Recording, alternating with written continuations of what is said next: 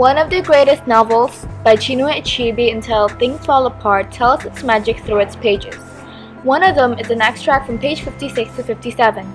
It is found in the first quarter of the novel in part 1. The extract may not come up at first glance as a significant piece of the whole story, but as Chinua said, it is the responsibility of the readers to put an extra effort to find out the meanings. We will help dig into this piece of extract.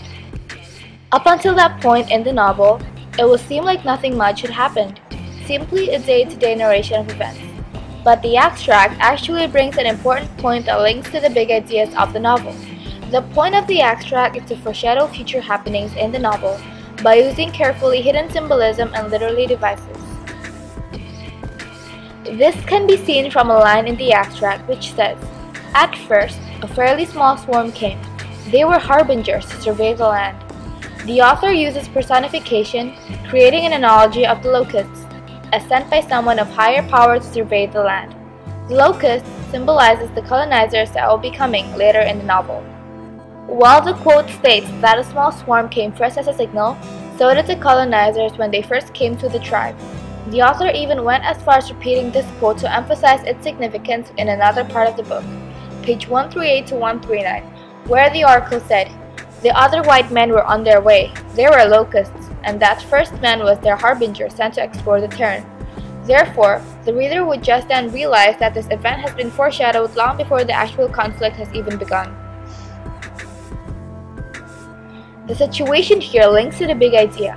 What happens when cultures collide? This is the beginning of cultures colliding. For example, in the extract, many people went out with baskets trying to catch them. But the elders counseled patience till nightfall, and they were right. Taking account symbolisms and foreshadowing, this reaction from the clan of a new species coming in shows how some people still constrain themselves from getting dragged into them. However, in the end, they ended up eating the rare food too.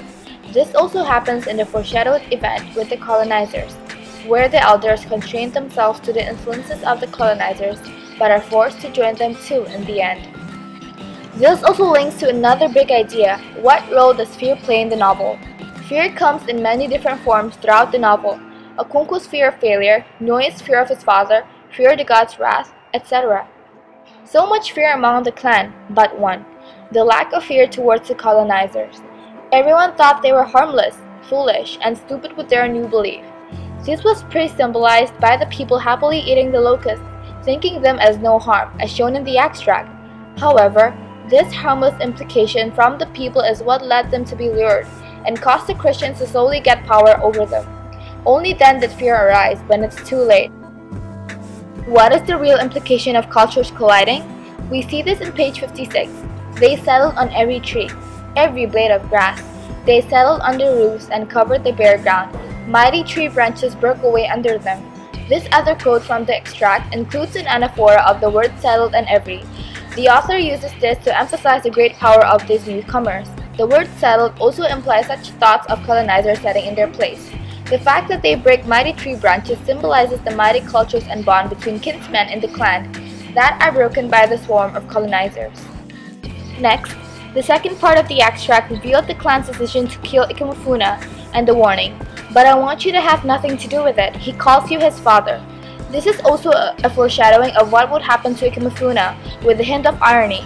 The Ogbufi asked Okonkwo to have nothing to do with it, yet he turned out to do the opposite and killed Ikemefuna with his bare hands. This negative future is also felt by Ikemefuna himself, to add the foreshadowing to the text in the narration, but somehow he knew he was not going to see them. After looking at what the author actually foreshadows through the extract, which includes the beginnings of cultural collision and Ikemefuna's tragic death, you can see that these things has one thing in common. They are the issues that kept building up in Okonkwo's life. As his trouble increases, his life decreases until his death. This leads us to another big idea of the novel.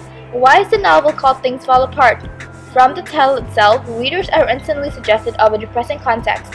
The novel starts with all the positive achievements, hopes, and dreams Okonkwo have on his life and his kinsmen, whereas as the story progresses, things do fall apart in his life, each time getting worse till it reaches its climax in the ending. Language of this text is a third-person narration. I want to create a word similar to the world we have, says Achebe. The book is written in English, as it is clearly intended to be read by the West. to critique and correct their view on African tribes.